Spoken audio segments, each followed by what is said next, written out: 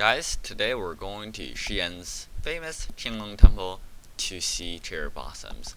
In the second picture, you might see a red rectangular shape. That is the city wall. Then there is the yellow circle and the green star. The yellow circle is Xi'an University. There's cherry blossoms there as well, but it's closed. And besides, the ones at Qinglong Temple, which is the green star, are way more beautiful. Hi guys, my name is Jerry, and today we're going to visit Xi'an's Qinglong Temple, its history, the museums, and of course, the cherry blossoms. Who doesn't want to know about those? What are we waiting for?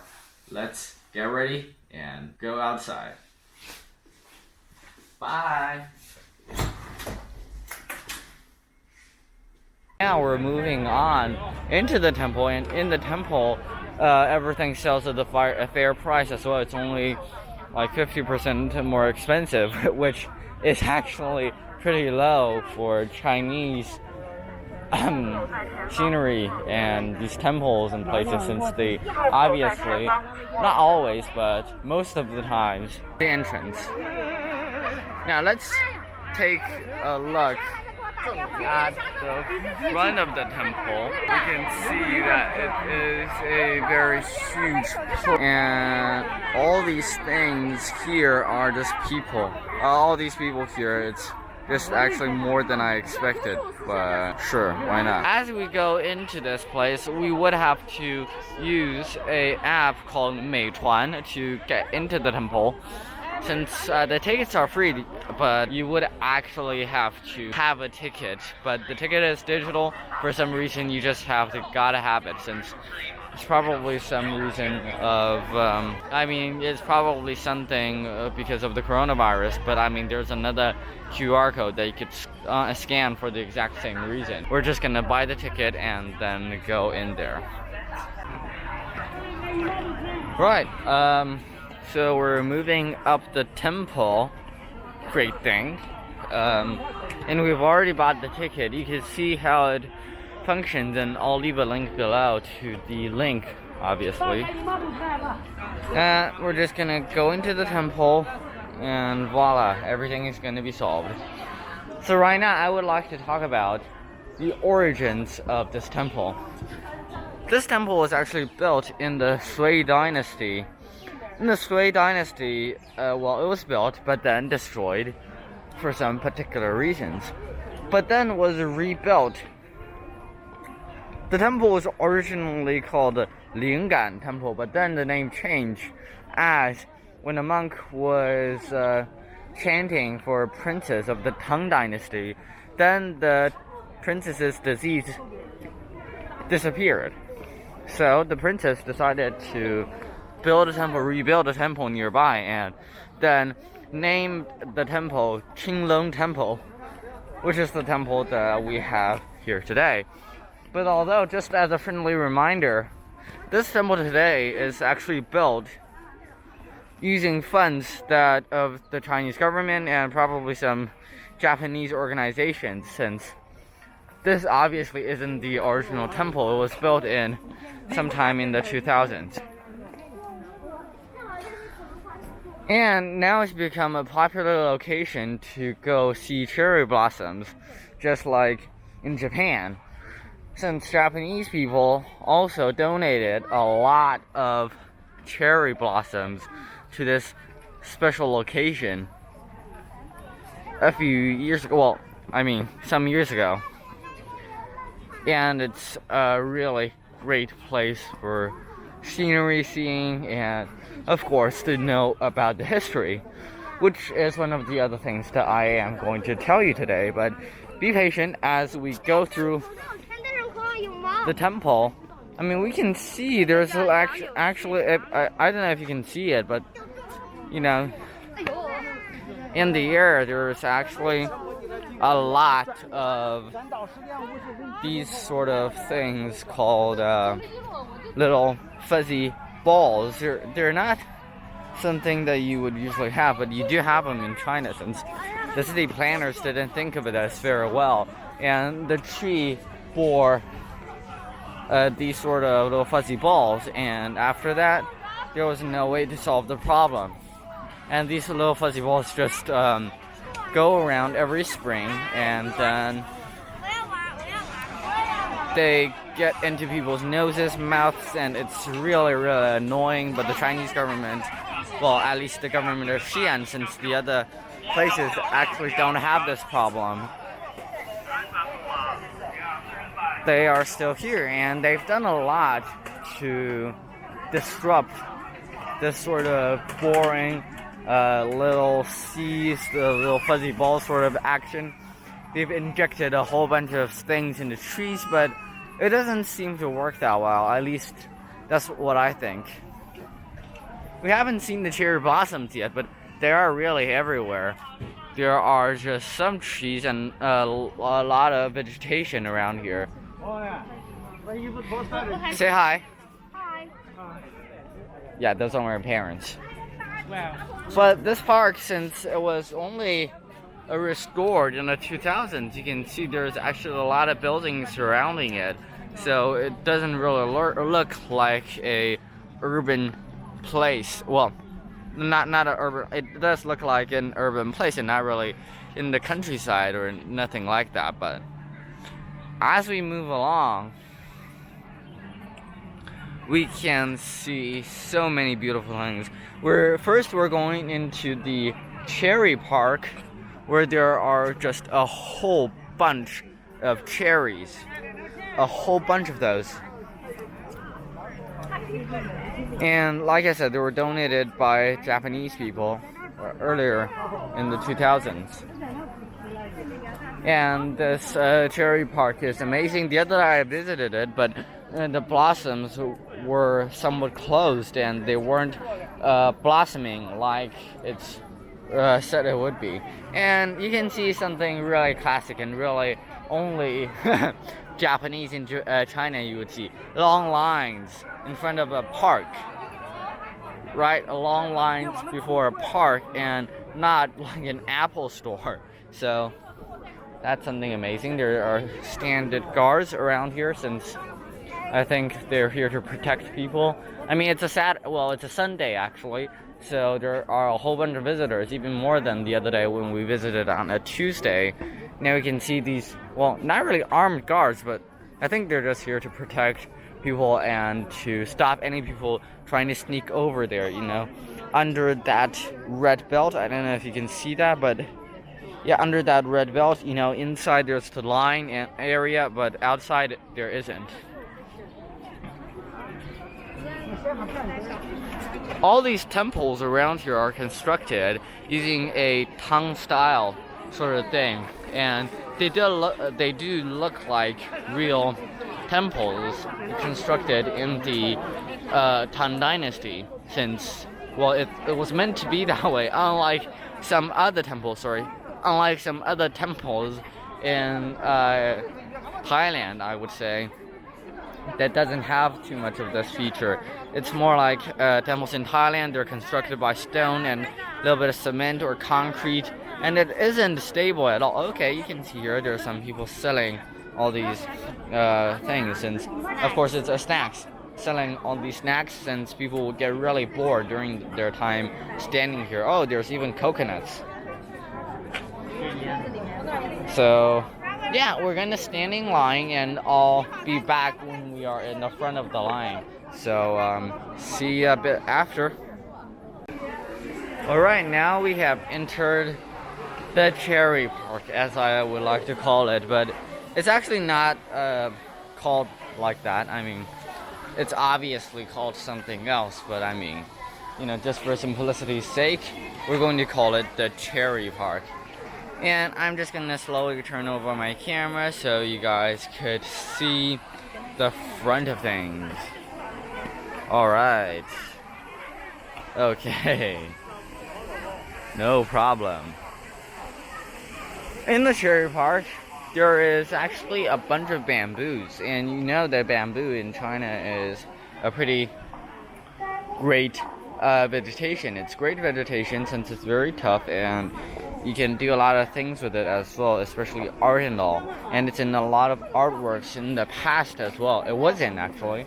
And now we're, you know, it's a Sunday, so it's actually not the best day to go in here, get in here, since there's just so much people. But today, since it is a Sunday, I could come with my mom and we're going to enjoy really the scenery of this place. You can see the cherry blossoms. I'm just gonna point it a little bit up there and voila. It's just great, extraordinary, and beautiful. These are actually one of the more famous flowers in China. It's called the Xi'an, and it's a very beautiful flower, and I think it's in relation with what? Yeah, it's going to blossom soon, but not really right now since it's all sort of enclosed. But I mean, I see a few that hasn't. But right now we're going to see the cherry blossoms. Oh my god. Gorgeous. I mean, right here, right now, I don't think that I would have to say anything else. Let's just enjoy the scenery.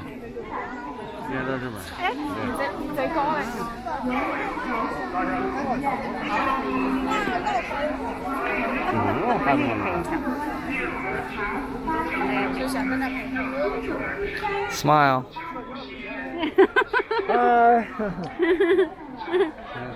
I'm smiling, but I cannot see my smile. Well, there is so many people here, and I mean, I love the popularity of this place, but also it's just marvelous.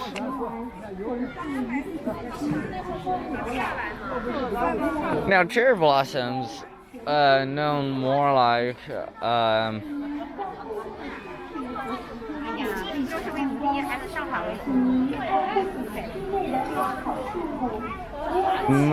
Cerastus sp is actually a series of sort of flowers, not really only this one, but you know, here there's all kinds of cherry blossoms as well.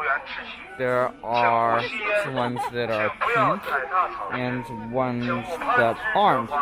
There are leaves, and of course there are also pink flowers that are done very nicely. These pink flowers are very beautiful as well, and you know, it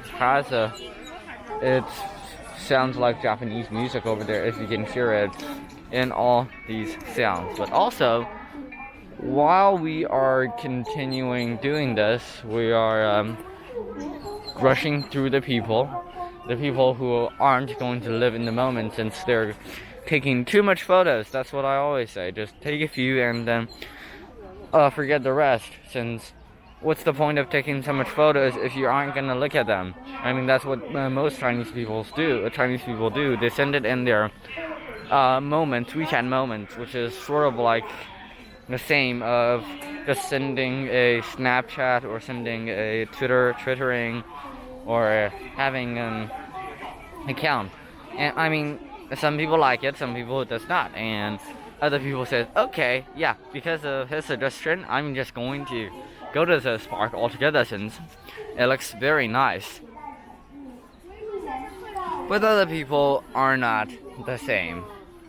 There are, of course, other people who doesn't like too much the scenery and just decides to live in the moment, just like I am. Well, of course, I'm recording the video since the other day I was already living the moment, and this video is just for, you know, telling everyone how beautiful the place is. And since you've been looking at cherry blossoms all day, I guess it would be something new to see that here there is actually a cave of some sort. A cave of some sort. Oops. You see there's actually down there, it's sort of a mountain or something up here, and there's all sorts of these stones that are just very nice to look at, and you could probably do an adventure down there as well. Also, I don't know if you can see through the trees, but there's actually multiple buildings on the other side as well. Like I said, it's a city area, and it's great. 拉这是警戒的，下面有裂缝的，把你们现在掉下去了。Well, I mean, if I don't know if you can understand Mandarin or not, but the the security guard person, just said that down there's danger, so it's actually surrounded by rope. It's an area that could not be entered, and of course, I was planning on going there, but since that it's not safe, I am not going to be. And look at this one. This sort of cherry is called the Yujin cherry, and it's a yellow or yellowish green sort of color. And I really enjoy this one since it's sort of just this one. And this one just sort of blends in with the surrounding grass and also the leaves, and it really makes me feel another way than all the other sorts of flowers. You know, I've actually once seen some clothes designed this way, and I think it's just great. This green color, it reminds me of tea and so many other wondrous things.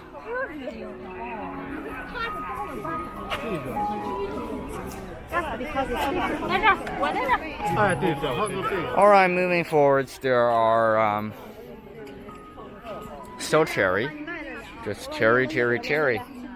I mean, these sort of cherries are different from viewing cherries, are very different from, you know, these cherries that you could actually eat. They grow on cherry trees, much more different than these. And I don't know if the normal, all-you-can-eat sort of cherry trees can be found, or all these cherry trees are really blossom. And but even if they do, I think they don't blossom as great. Well, as you can see here, it's well, something that you won't see in normal videos, since it's pretty much all broken and there's so much stuff down there, just construction waste, concrete, bricks, and really it's a hard, very, very weird landscape. But all this just to remind you that there's not only the beautiful but also the ugly in these sort of parks. You know, if you're thinking of it in a philosophical way. And you can also see some people down there, perhaps they're just people who can only live by just catching or just getting these things, or getting used metals out here and finally sell them. It's sort of like a novel that I once read about how, you know, people, you know, that doesn't matter that much, but, you know, these people out there, it's somewhat sad. But returning from all the sad things, there's also some other photos up close of cherry blossoms. You might enjoy that. And also one other that hasn't blossomed. And I think, personally, I think that looks even better. And for me, I don't really like too flashy, too much pink in these sort of flowers. I think I mean, the percentage of flower to leaves, it should be something like 1 to 10. And that would be the best ratio, since too much pink things, too many good things can be bad as well. And for me, leaves is just the thing that you have normally, so I guess it's okay. And also, you know, I think I met this guy before, and he actually does a lot of art, and I think it's oil paintings, but I'm not really sure. And you know, just this guy over here, and okay, I don't know how this does it, but he draws stuff in this beautiful park. I mean, he's probably been here all week long, and he sells his paintings probably at a very high price as well. Perhaps this is not the best moment to talk about the subject of Huiguo Master and, of course, Konghai. But I gotta just record it here, since in the museum there wasn't enough time, and of course we didn't go to the so-called place especially made for Konghai and Huiguo, since we can't find it, and it probably doesn't exist, and they were just planning to build it. But I mean, I don't think so, and perhaps the museum was with one and perhaps the temple that we went to was actually it, but I always thought that it wasn't, so kind of just forgot it. But anyway, I'm just still gonna tell you about the history of this part. So in Qinglong Temple, in the Tang Dynasty, there was a master called Hui Guo, and he studied a special kind of Buddhism, and that he actually got to be a master at it. Then he got permitted to teach one of his own disciplines, and he actually did that. And that was Kuhai. So what actually happened was that Kugai or Konghai, he was Japanese. He was in Japan at the time, but he studied Chinese from when he was little. And then he decided to go to China from the 18th expedition to visit China and to study there, of course. And but the navigation skills of that time wasn't always that good. So 3 other ships got sunk or just lost in the storm. And what other thing had happened was that he sort of got lost, but finally when they saw land, they actually went to another province, and it was not actually the place that they were looking for to go to. So that was a mistake. But of course, since Konghai was very, very good at Chinese, he just simply sent a letter to the local government, and the local government knew that there were some people like this coming, but they didn't expect that it was these people. But I mean, they let them in, and sure, they finally went into the capital of the Tang Dynasty at the time, which is Chang'an, and also now it's where we are, Xi'an. And there they studied, he studied with Hui Guo, who is the master at the time. And Hui Guo actually was expecting to die soon, since there was something about Buddhists knowing when they'll die. So I mean, he actually died a few months after. And actually the Konghai was planning on to study there for 20 years or even more, but the studying journey finished very quickly, and Hui Guo actually described the process of teaching and giving his life work to Konghai, since he was a very, very smart discipline, as pouring water from a vase to another. It was all that fast. And of course, Konghai got the ability to teach his disciplines as well, since if the master doesn't say that you're able to teach your own disciplines, you can't, since that would be too much. Then after that he got the ability to teach his own disciplines, he himself went to Japan, and there he started teaching his own disciplines, and there were many legends concerning him, since he was actually one of the most important figures at the time. And that's basically the story of Konghai and Hui Guo. But one more thing to add, if there is anything, is that one of the supernatural sort of story about Konghai. So there once was a very, very rich merchant in Japan, but this merchant was somewhat evil or somewhat bad. One day a monk went to, wanted to got his alms bowl, which is the bowl that he holds, and to ask from people, ask from neighborhood to neighborhood some food. But then this evil merchant, not really evil merchant, but this merchant didn't give him any food, but also broke the alms bowl, which was pretty important, and even chased the monk away. But afterwards, his 9 sons, one after another, died, and the conclusion was that this monk is Konghai, and he had special abilities of some sort. And finally, when he ran through the island for 20 times, he didn't find Konghai, but the ones that he had reversed to actually do the reverse, clockwise. I mean, he okay, that part was unclear, but he actually chased around the island, or ran around the island clockwise for 20 times, but didn't find Kong Hai. But then when he turned counterclockwise, I mean, he found him. And afterwards, he was like pretty tired and said to Kong Hai that, okay, after I die, please let me reborn into a merchant, a very rich merchant's body again, so that I could revive or just fix a broken temple nearby. And then Kong Hai gave him a stone, and then suddenly the merchant disappeared, and what appeared was a baby. And on the stone was written the merchant's name and reborn.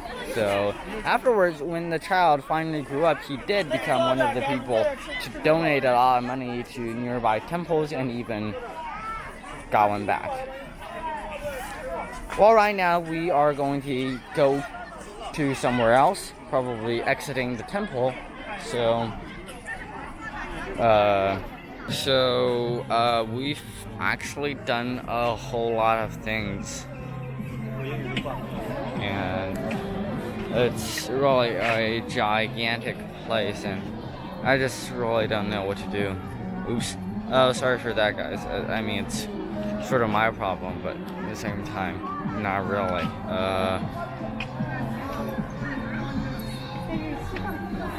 Sure. All right.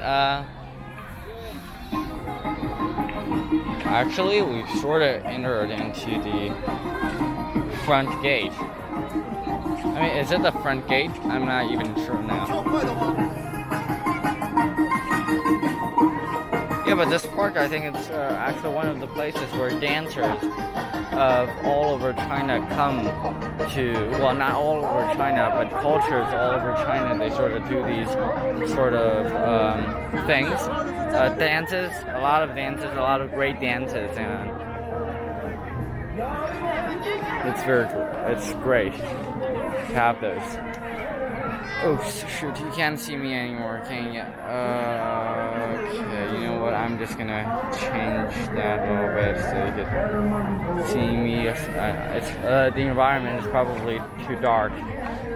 Again, very sorry. Oh, there's actually people still selling drinks over there. For some reason, why are they choosing to sell drinks here? Don't really know, but they must have their reason. Okay, I'm going to go over there and look at one of those maps that will really come in handy, since I would want to go to the place of the...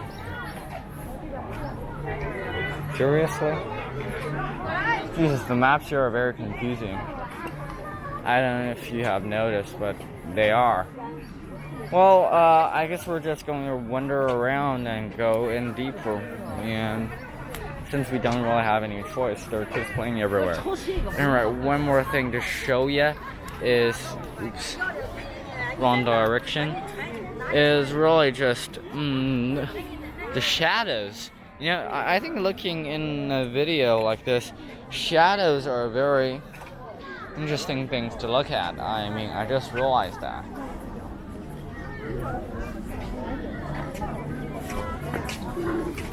And then there's always other details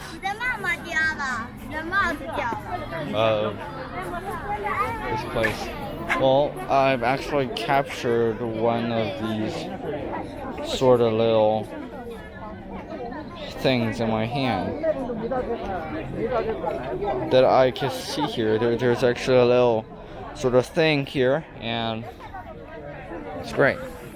Now we are going to one of the places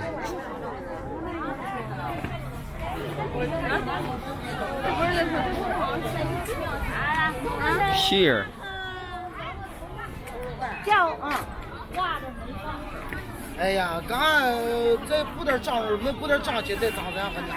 So actually, it's a huge parking lot, and we're just gonna go sit here and rest for a moment.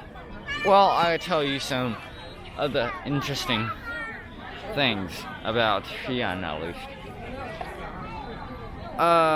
One thing that was very interesting to me is that Xi'an actually went through some city planning. Actually, my art teacher just told me this a bit after, just today, and it was really interesting the way that he did. And why Xi'an went into, city planning was that they wanted to represent really how a country like China would really function. I know they wanted to know how the city could be represented, and as you all know, or probably might not know, in Xi'an there's a lot of old buildings and great sceneries and stuff. And these constructions were actually constructed way back in the Sui and the Tang dynasty and all of those times. Xi'an was the capital of 13 dynasties, or was it something else? I wasn't sure. Yeah, it's 13 dynasties, so it's a very great place, and in the past it was called Chang'an, basically meaning forever in peace, and it is kind of true, since this place doesn't have a lot of dangers. It hasn't really experienced any great sort of earthquake or tsunami, since it's in the center of China. And Xi'an, there's also many other great places like the Terracotta Warriors. And in the Terracotta Warriors, there are also things like the Terracotta Warriors. In there's all sorts of clay warriors to represent like people getting into the hell with Qin which is the emperor that they were buried with. Actually, before when an emperor died, before Qin when an emperor died, all of his servants, that basically means everyone who works in the palace, has to die with him, since they think that all these people would be servants for him in the afterlife as well. People in China actually believed in afterlife. You might not know that, but yeah, they did before, and it was very interesting how their view of afterlife is somewhat different from some Western countries. How so? It was very interesting, their view of afterlife. They think it's sort of a place where, in their view, there's only hell. And when people die, they're just gonna go to hell. Really, I'm not meaning this to say anything bad to anyone. They're just gonna go into this place called the Difu, and there's actually people who can control life and death, and voila. So you might know the very, very famous novel called Journey to the West by one of China's most famous books. And in this book there was Sun Wukong, which is practically a demon monkey sort of person, and he helps Tang Sen, who is really a monk who is a mission to go to India at the time to get the scrolls about Buddhism. And they succeeded. In one of the museums that we're going to today, we're going to see an alms bowl, and there I would tell you some of the tall tales of Sun Wukong and, of course, the Journey to the West. It's really a great novel and full of small adventures, and it's a great a thing that has been achieved in all manners. So, without further ado, let's get on and do this journey thing. And we're going to arrive somewhere, I think, probably sometime. Yeah, let's go. Let's go. 你看到了，你赶紧给我办。如果是改天你过去对我查的话，那好不好？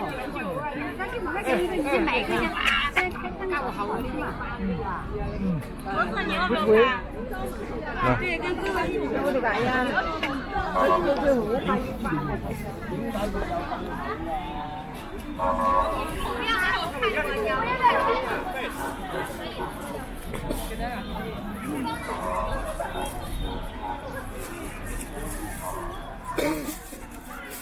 Hi, great. People who plays the saxophone. No, not the saxophone, not at all. But what are those instruments called? It's a pretty cool instrument, and I'm very embarrassed that I can call out the name. But I mean, it's great as well. So anyway, going even further, we're just gonna go where the road takes us and just pray to God that we're not going to walk in a complete circle, since that would be so embarrassing, and probably there will be people in the comments section who says, hey Jerry, well, actually, an introduction first. My name is Jerry. I am 14 years old, and I love doing videos and just talking in general, since I think using a language to communicate is the best way of communicating, since it's the way of the 21st century. Right, so there's actually other sorts of really great flowers here as well. I mean, these ones, purple ones, I'm just gonna get a closer look at one of them. Oh, it's having trouble focusing. Does it not? Never mind. We're just gonna go to some other places. Oh yeah, and then there is some people in Han clothes. Actually, some girls there, and it's sort of a fashion even in China, since we're reminded of a lot of history, and this history could not be ignored at all.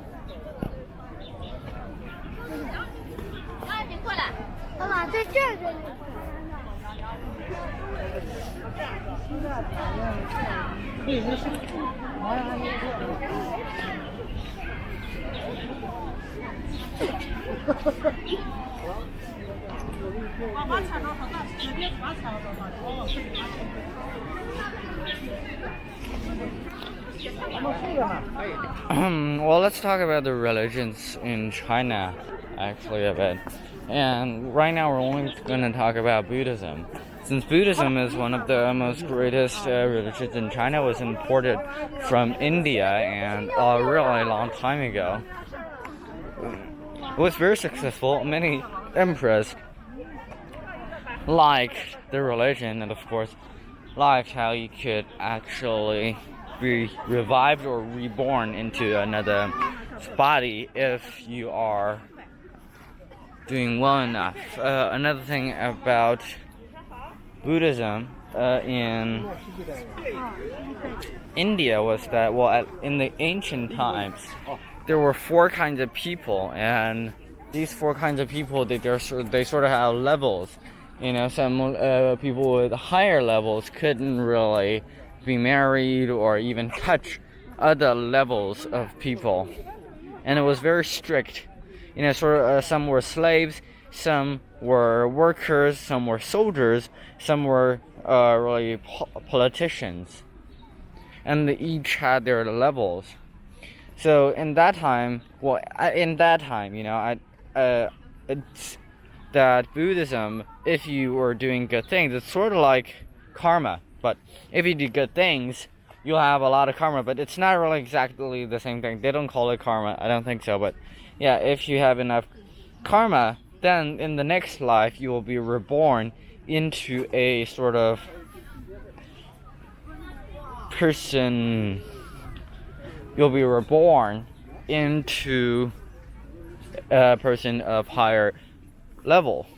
But if you did very, very bad things and had really, really bad karma, you would be reborn into a lower species. I mean, that meaning some still humans, but perhaps slaves, or even worse, something like animals, rabbits, dogs, you name it. But really, I've always found the sort of reborn concept be very interesting, since how do people get reborn exactly? And if they get reborn, will they still have memories? Of course not. But if they don't have their memories, what that is the part that makes us human.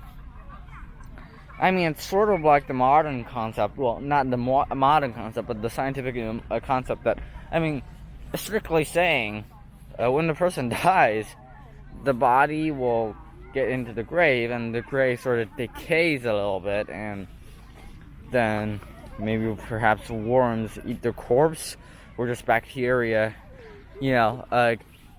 disintegrates the corpse, and some part of the body will eventually get into the food cycle again and be consumed probably by another human, perhaps even another baby, if the baby is eating milk. And that's sort of the closest thing as being reborn, and it's sort of exactly the same as well, since the baby doesn't remember anything of the things that they consumed. But yeah, actually, since in the Frozen movie, the newest movie, which I watched, embarrassingly saying this, since I need to practice my French and I need new movies to watch, so don't say anything.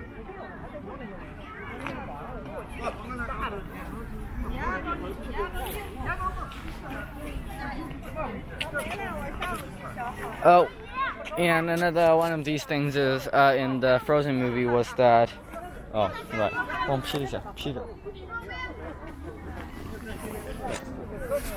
Was that water has memory? Such a stupid thing to say.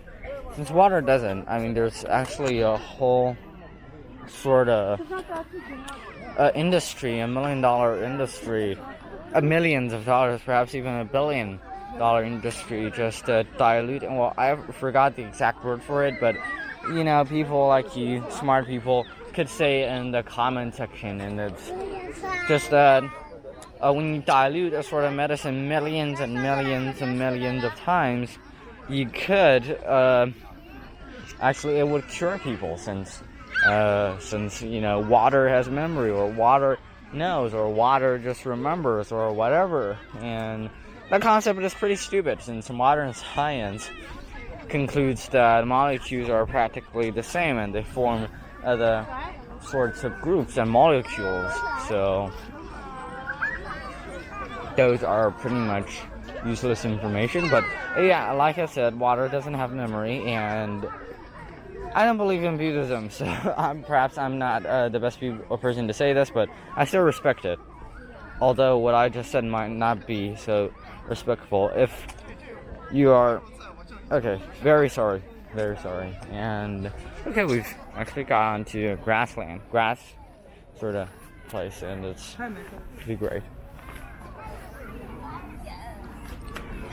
Also, talking about Buddhism, it's spread in China, it's spread in a lot of other places, and finally, of course, to Japan. There are various types of Buddhism, and one of the biggest, well, not the biggest, but one of the more famous branches is the, what do you call it? I forgot.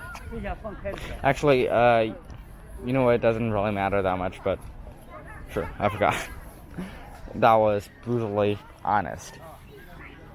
Very brutally honest. So, right. Now we're going around, and I guess nothing. So, say hi again. Hi. Okay. Great.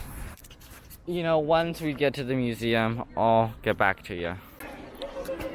We have arrived at the real Qinglong Temple, and here we have like a souvenir shop, and I mean, I'm not looking forward to buying anything, but there's a lot of great stuff here. You can buy some of them, and they're not too expensive, some $3, $4 stuff. Anyway, let's just go in. Right, just straight into the temple, there are just so many, such a strong smell. I mean, I couldn't even say how strong the smell is since I can't really smell anything, but the smoke and wow. Okay. And this is sort of a 有硬币吗？有。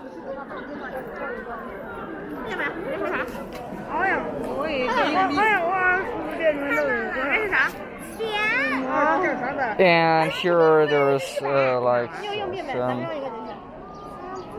Well, I mean, here is actually a 5 jiao, and that's approximately 20 cents, I would say. Well, not 20 cents, but like 10 cents, something of the sort. But in there, there's like so much money, and I'm just gonna make a wish. I'm not gonna tell you guys, but I'm gonna make one. I don't know if this is a wishing portal or something, but.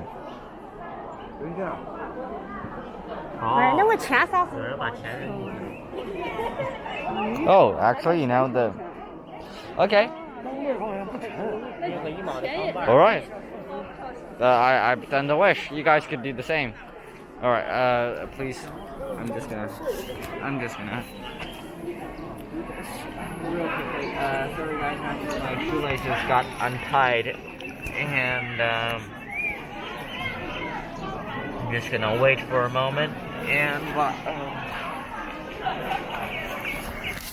wow. You can just see the umo, or just the smoke, and there's people selling these right here, and they're great and all, but I mean, they're so smelly and so incredibly amazing. All this is, you know, the architecture and all. You see, there's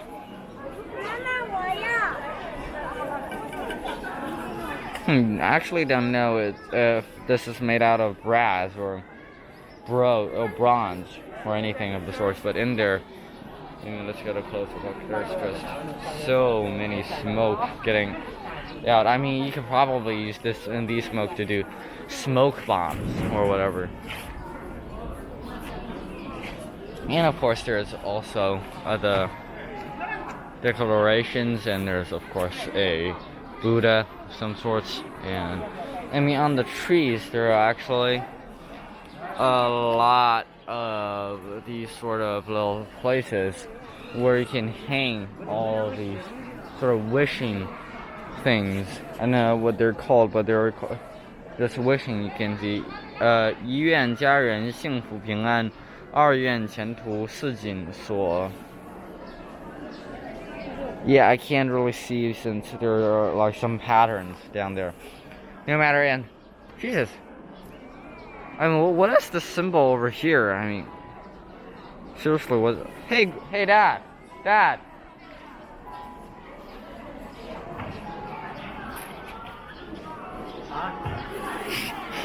怎么有这个？是吧？啥？这许愿的袋子，人家都。就这个每个袋子上面写字嘛，你想弄吗？不，我怎么这个标志看的有点像？哦，那个标记是吧？啊。那个是不是德国的那个是不是反过来的？好像是吧。是。Well, actually, the symbol, you know, here it's just. I mean, I'm really sorry for my. You know, that I don't have any knowledge on these things, but you know, I thought it was a Nazi symbol. It's not. So, yeah, it's a sort of Buddha thing, probably. I mean, really, the smoke here is hurting my eyes, but I mean, I guess there's nothing that can help it. 走吧，往那边走。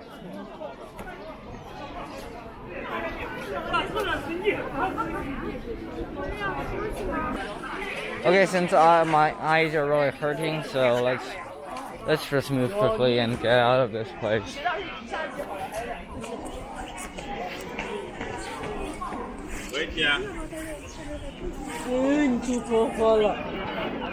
绕一圈吧，走。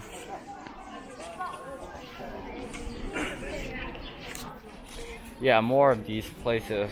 Jesus Christ. I don't know how people bear this.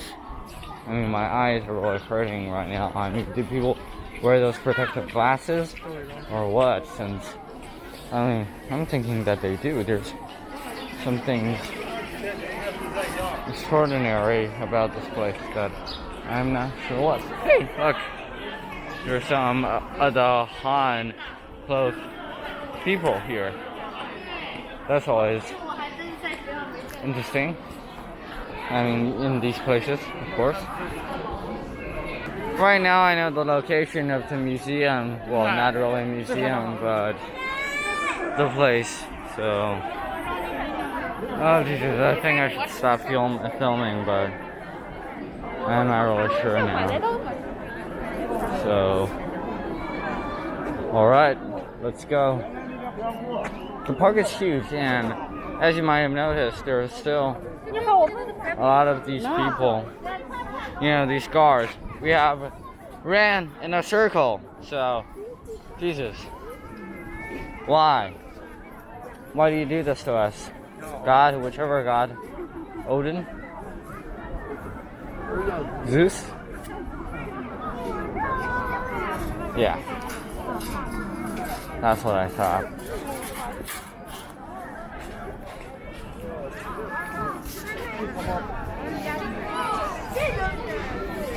Although I forgot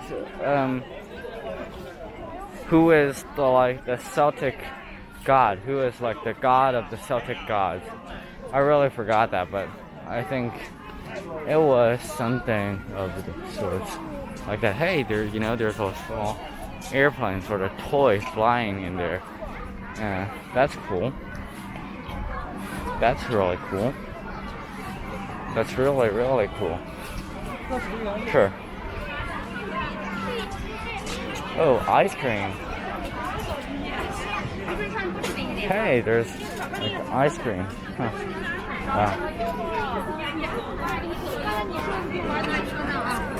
I mean, there are so many great stuff over here as well.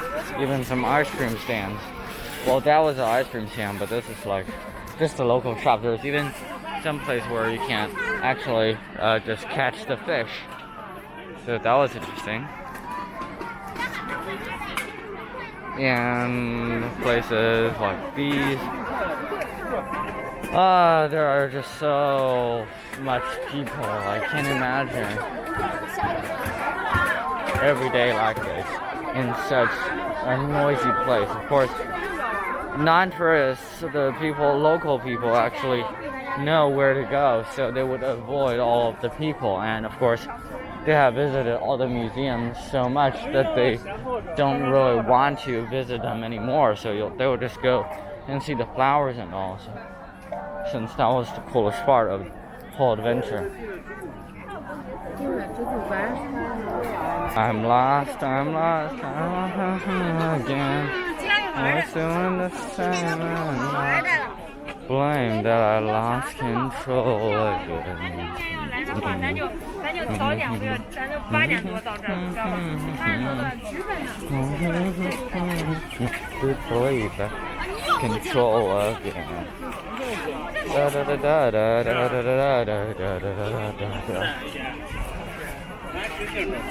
Okay, we're actually nearing the exit. Oh, or okay, that was actually the entrance. And I guess we're supposed to go to the other side. Why does the chicken cross the road?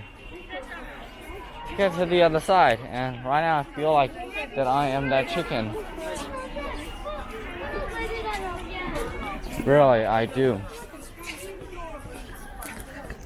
Okay. Alright, I'm getting really tired, guys, so I'll just cut this part out.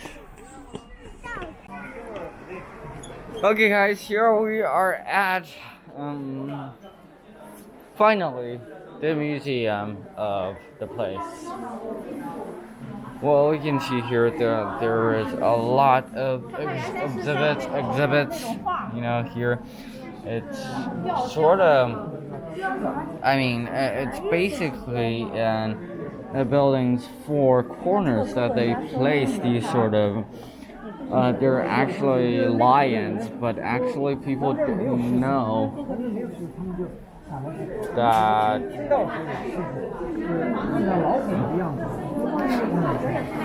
that they just thought that actually these look like a bit more like tigers than lions, actually, since at that time China didn't have any lions, and now there's none actually as well. So we decided that we would just carve lions sort of like tigers, but differently. Like I said in the beginning of the video, a lot of these things were very old, very, very old. And you can see, oh, that's actually a pretty nice head over there. And that head is also one of the things that I would like to talk about. Well, in Chinese history, actually, there is four sorts of really great monsters or great or identity deities that looks like really monsters. And the first is sort of a dragon, which is a Qinglong. This means a green dragon, or its Qing is sort of a color like light green, but with a little bit of yellow, or a little bit of blue, or both. But yeah, that's Qing, and the first creature is called Qinglong, and the Qinglong Temple was something that was very famous. Perhaps it's because it's named after Qinglong, but of course there's also Huiguo, Konghai or Kugai, that I'm going to talk about, but not right now. And then the second was Qinglong. And then there's the white tiger. The white tiger, for some reasons, was one of the. You can see there's like a Kugai, but when he was a teenager. And this one is something also called some sort of rock that you can make an instrument out of. So that's very interesting as well. So we had a Qinglong, which is the green dragon, the white tiger, and then there is also Shenwu. And that's basically just a tortoise and a snake, and those two are entangled together, forming sort of the third great deity that looks like a monster. And you can see there's actually one of those sort of small, I think it's a brass piece, but covering it, it's sort of a golden surface, and this sort of well, it's just an elephant, but I mean, on there's obviously something, and it has to be placed somewhere as well. And finally, the last deity, monster slash animal that we're going to talk about is, well, actually, this one is the third, and Xi'an is the fourth, and this one is basically I actually forgot the name, but it's sort of a giant bird peacock. It's sort of a peacock, but also in the same time not one. And those are the four deities, ancient deities in Chinese history that we're going to talk about. Of course, they're just in the legends, and they're carved everywhere because of their familiarity and because they're famous. And also, we're going to look at this sort of 5-pin monk. That's what they gave. It's a nickname for Konghai. That's because he was said to be a master in Chinese and, of course, Japanese calligraphy. And that means, well, the 5-pin monk, it means, if you can see the photo, he is actually drawing with his mouth, his 2 hands, and his 2 feet. So that's why they called him the 5-pin monk, since he can, write in the same time simultaneously with his 5 different limbs. And that would be really cool, I guess. And finally, the thing that I really wanted to show you, this is an alms bowl.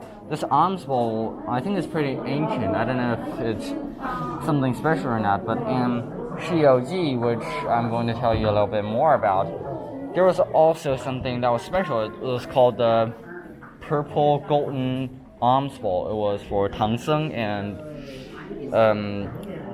the sort of course, that one isn't the alms bowl that Tang Seng used, but in the journey to the west, the alms bowl played a pretty important role, and that was one of the things that another high priest or another high monk gave him. So yeah, a lot of other things that monks use.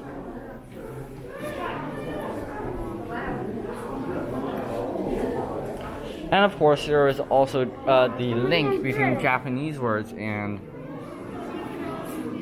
Chinese words. It was said that Kong Hai, when he returned to Japan, he used some of the Chinese characters, and Chinese characters sort of is called kanji in Japan, but then he created the other 2 sorts of things using the 2 different parts of the Chinese language to create Japanese. And there's also 2 other things that Kuka actually forgot, so never mind. So yeah, there you go. There's some other more historic stuff that I'm not going to talk about since it was too boring. Well, not boring, obviously. People use a lot of time, and they spend a lot of time to do it, but there, you see, it's all here. Some more historic stuff, and we're done with that. 继续上楼了。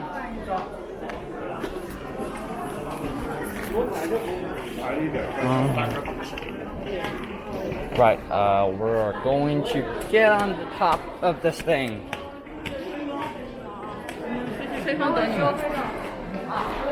And right, there's of course extra information on the subject of some cultural things about the Tang Dynasty and all that. And I don't think on the 3rd floor there's much of anything. I'm just gonna show you around and maybe get this into a montage. But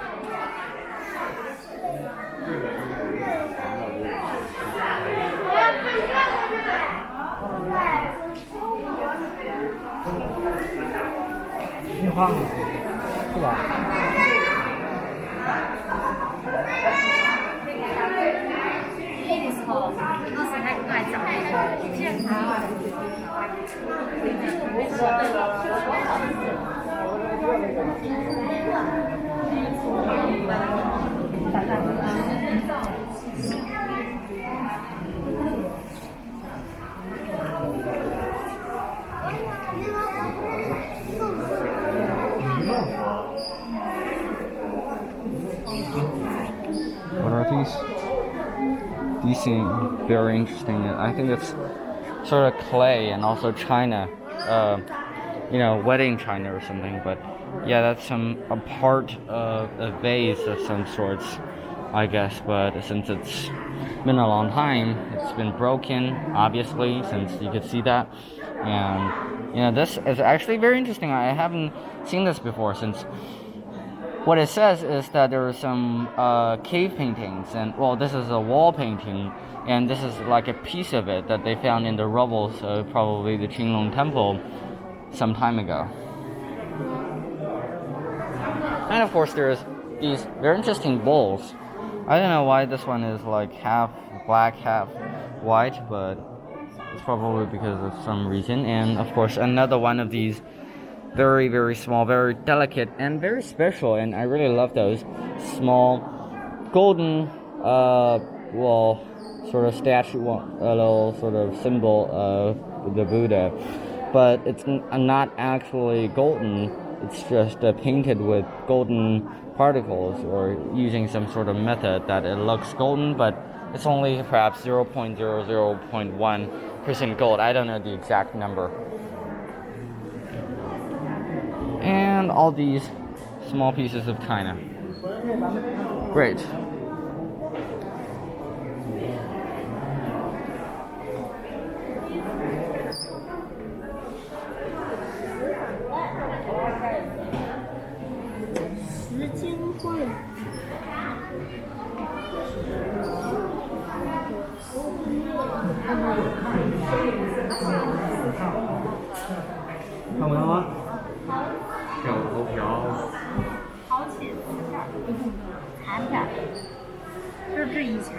Say hi.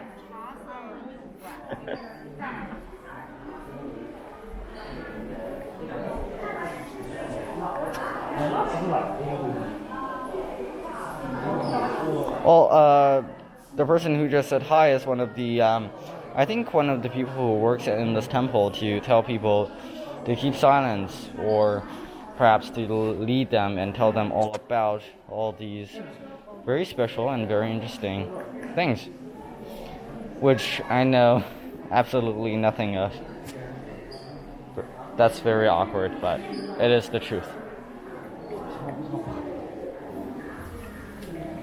And I guess we viewed all of the museum. The museum isn't actually the thing that was interesting. I thought there was only a museum here, and not really the Tonghai/Huiguo monument. No, not. But it's another place that we're going to go to ASAP. After that, we've done with the museum, and that, of course, we're almost done. So, I mean, I was meaning to make this a montage, but I don't think it will be possible since there's just so many great stuff here. Alright, and we're just gonna go down the stairs. So, I'll meet you at the next location. Now I'm afraid that we're going to have to conclude our journey. Now it is the 28th of March, and the cherry blossoms will fade and eventually fall down soon. So, you guys should hurry up if you ever want to see the cherry blossoms again. Have a nice one, guys.